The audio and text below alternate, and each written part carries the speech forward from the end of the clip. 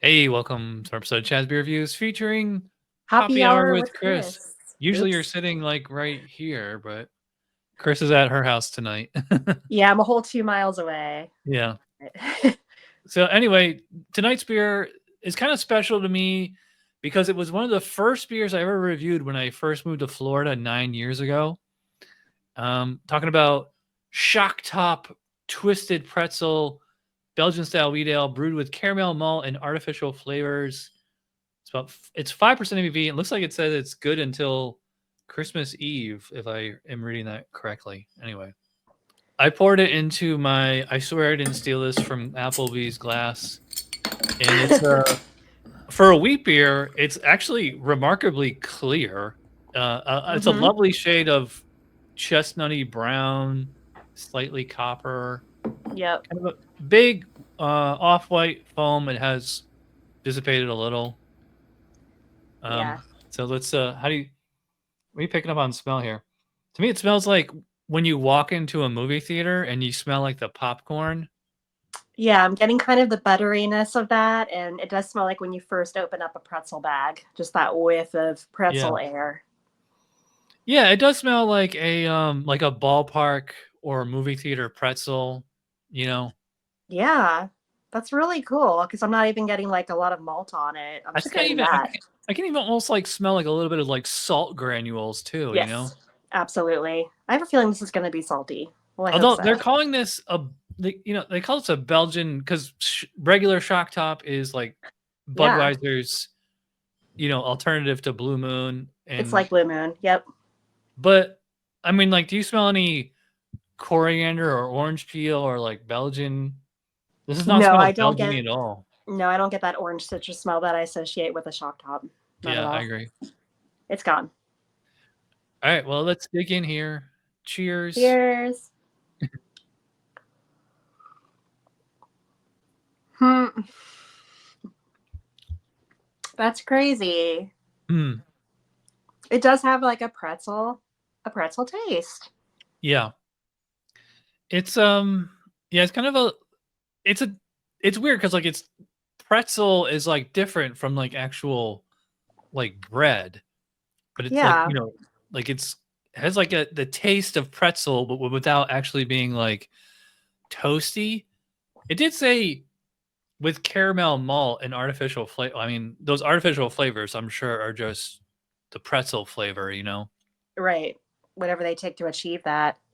Yeah, it has that salty pretzel flavor. It's very dominant. I mean, even after you're done swallowing it, it still lingers there. Mm-hmm. I wouldn't call it salty. I'm not really getting salt on here. No, because I think salt would be like the opposite of refreshing, whereas this seems kind of Yeah. refreshing in a way. In fact, I think it's actually a little buttery, which Yeah. could be by design. Because, like I Diacetyl. said, it smells like movie theater popcorn. Yeah. So, I mean, like when you think movie theater popcorn, you think like that gooey topping that they put on it, you know? Yeah.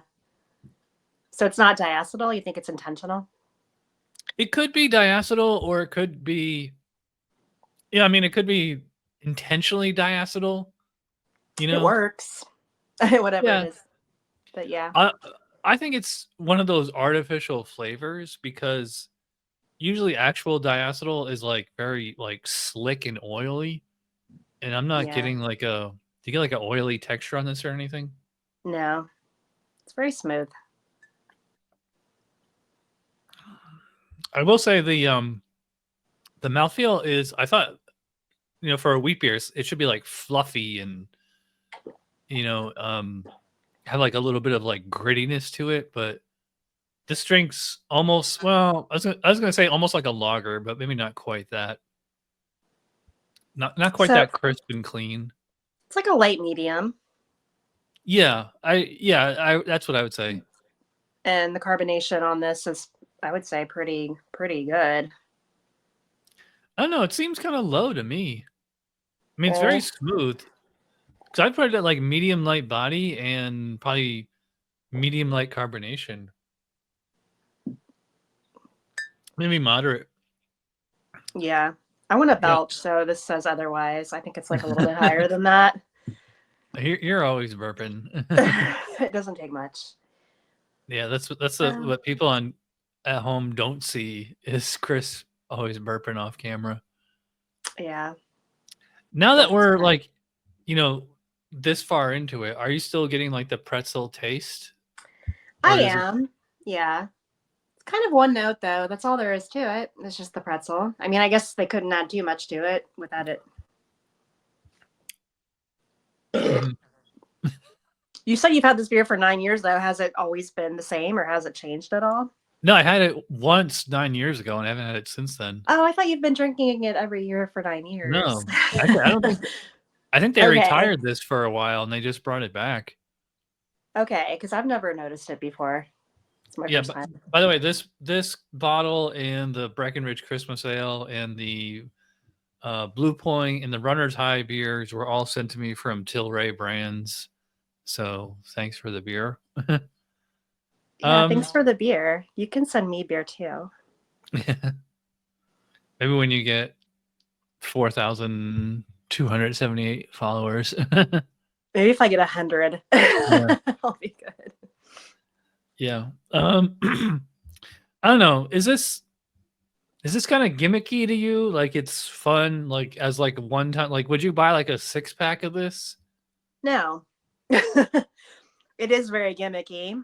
I enjoy drinking it now, but I can't see myself finishing it and saying, hey, I'd like another one of those. And there are beers where it's like that, but not this one. It's going to be tiresome after a while, I think.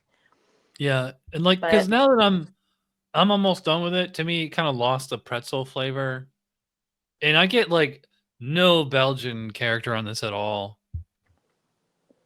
No, the pretzel takes over. Yeah. To me, it's just kind of a, very generic, nondescript ale of some sort with a pretzel flavor to it. Yeah, but the pretzel, I guess, makes it. I mean, it is what they're advertising it to be. So, yeah, if you're a pretzel lover, this is the beer for you. Yeah, this is kind of like the Breckenridge Christmas one we just did. Like, it's okay. It's okay. It's yeah. But I might even go a little bit lower on this one because I give the Breckenridge like a 6 or 6.5. I think this is like a 5, maybe 5.5. It's kind of like a there isn't really much here to like. I think it needs like a bigger body and like more. Well, I mean, more of like actual Belgian taste, Yeah, I guess they figure they can't combine those two. I don't know. Yeah, I don't even know why they would even bother putting that Belgian description on the label. I guess just because it's Shock Top, so you just assume. Yeah. But it's a 6.5. I mean, I would have it again next year. Like one time a year is enough for what it sets out to do. It's good. You're going 6.5? I'll do 6.5 on this one. Yeah, I'm gonna go 5. Low. Maybe 5.5. Okay. I've had way worse, but oh yeah, I've had way worse. Yeah, it's not bad at all, but there's nothing really good about it either. I'm pretty bored with it already. You'd rather eat pretzels than drink pretzels. Yeah. Yeah. Like this pretty much demands that you like pair it with like some kind of salty food, I know, I'm kind of curious. I don't have any pretzels, but I'm wondering if it just makes it taste like regular beer when you do that. Yeah. Or like Chipotle or nuts, You should have it with your nuts. All right. Well, I guess that about wraps it up. So thanks to Hoppy Hour with Chris for joining me. Yeah, thanks to Chad. Oops. Yeah. Wait. Other way. It's not going that way. What the fuck? Here we go. Thanks to Chad Beer Reviews for joining. Yep. And we'll see you next time. Cheers. Cheers.